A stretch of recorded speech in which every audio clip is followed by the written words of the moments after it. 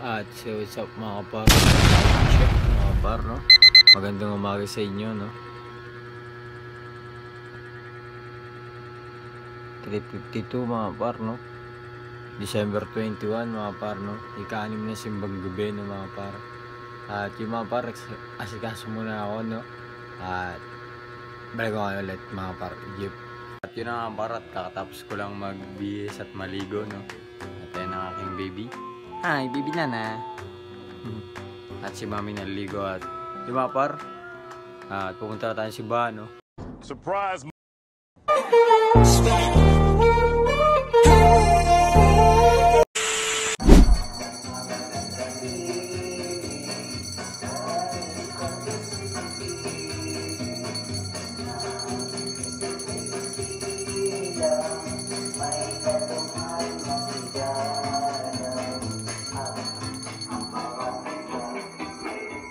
Lahat.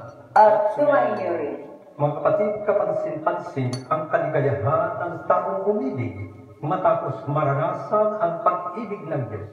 Naramdaman agad ni Elizabeth ang presensya ng Diyos kay Maria. Ang dalawang babaeng ito ay minamahal at nagmamahal sa Diyos. Itinuturo sa atin ng dalawang babaeng ito na ang pagmamahal ay hindi lamang sa pagiging masaya. Kakibat nito ang pagbabahagi ng kagalakan ng pag-ibig. Lumago rin nawa tayo sa pag-ibig at ibahagi ang kagalakang hatid nito sa ating kapwa. Mga kapatid, tinipon tayo bilang kaalib ng angka ng Diyos. Kaya tumulong tayo sa mawaing Panginoon. Sumainyo rin.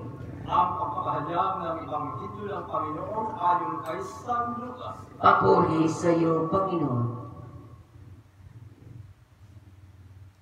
Si Maria ay nagmamadaling pumunta sa isang bayan sa kamurulan ng Judea. Pagdating sa bahay ni Zacarias, binati niya si Elizabeth. Nang marinig ni Elizabeth ang bati ni Maria, nagagalaw ang sanggol sa kanyang tiyan. Napuspos ng espiritu si Elizabeth at buong galak niyang sinabi, "Bukod kang pinagpala sa babaeng lahat at pinagpala naman ang iyong dinadalang anak. Sino ako upang dalawin ang ina ng aking Panginoon? Sapagkat pagkarinig ko ng iyong bati, ay nagagalaw sa tuwa ang sanggol sa aking tiyan. Mapalad ka sapagkat nanalig kang matutupad ang ipinasabi sa iyo ng Panginoon." Mga kapatid, ang mabuting balita ng ating kaligtasan. Pinupuri ka namin, Panginoong Jesucristo. Tayong lahat ay umsiyo po. Magandang umaga po mga kapatid. Magandang umaga naman po, Father Marcel.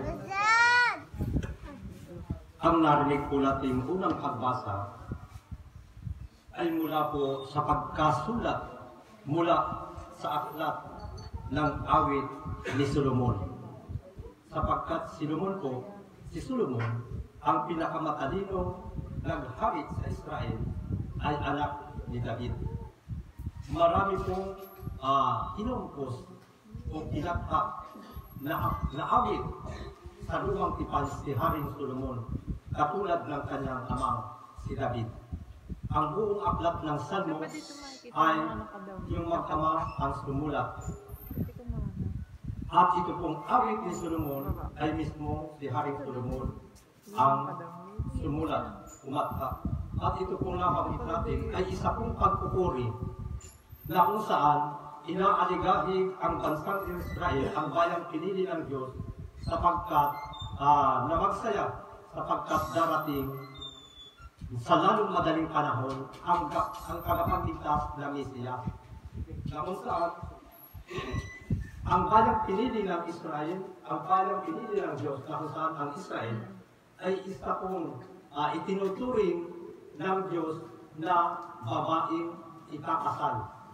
Ang bayang pinili ng Diyos, ang bansang Israel, ang lahi ni Jacob, ay itinuturing din sa lumang tipan sa banal na kasulatan na isang babaeng nagagayakan na malapit lang ikasal sa Panginoon, ang bayang Israel. Itinulad sa isang napakagandang nubya na kung saan ay punong-puno ng mga hiyas at maayos ang pagkakagayak, nakadamit ang kasal, kaya't pinupuri ni Haring Solomon sa kanyang awit na kung tutunukan natin ito ay isa rin itong tulak. Pinupuri ang bayang Israel, bayang pinili ng Diyos, sapagkat siya ay malapit ng ikasal sa kordero na siyang mag-aalis ng mga kasalanan ng sanlibutan, walang iba kundi ang ating Panginoon sa Kristo. Mismo ang Israel ay bayang pinili ng ating Panginoon Diyos. Kaya madalas po sa mga banal na kasulatan, bida ang bayang pinili, ang bansang Israel, na kung saan yun ang lahi ni Jacob, na kung saan pinangakuan ng Diyos ang kanyang lulo, ang lulo ni Jacob, si Abraham, na bibigyan ng lahat ng pagpapala, pararamihin ang lahi na kasindami ng buhangin sa dagat at kasindami ng bituin sa langit. Isa rin pong mga papuri ang nakagawa rin ako ng mga kumpos, sapagkat ang mga awit ay nakarima po yan, magkakasintunog ang pagkabasa natin dito. Halimbawa, ang katulad dito, ang tinig ng aking mahal ay akin ang naririnig. Mga gulod tinatahak upang ako'y makaliit. Itong aking manginibig ay katulad niyong pusa, mabilis kong kumilos, ang katawan ay masigla. Halimbawa, sa isa kong nakumpos rin na papuri sa isang reyna, minsan itong aking mahal ay namasyan sa kabukiran, mga damoy ng siyokod sa kaniyang daraanan. Maging ibot sa paligid lumapit at nag-awitan, kagandahan ng mahal ko'y pinupuri ng kalikasan.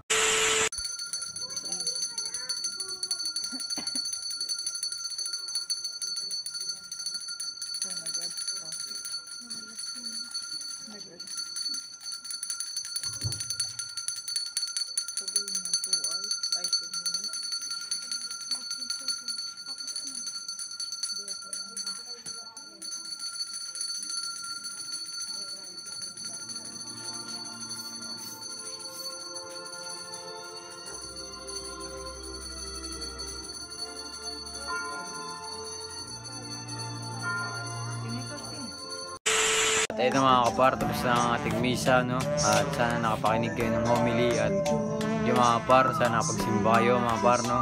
At yun lang mga kapar, nandito na lang muli, no? Bukas na lang ulit mga kapar, no? Peace out, tapos na ang ating ika-anim na Misa de Gallo.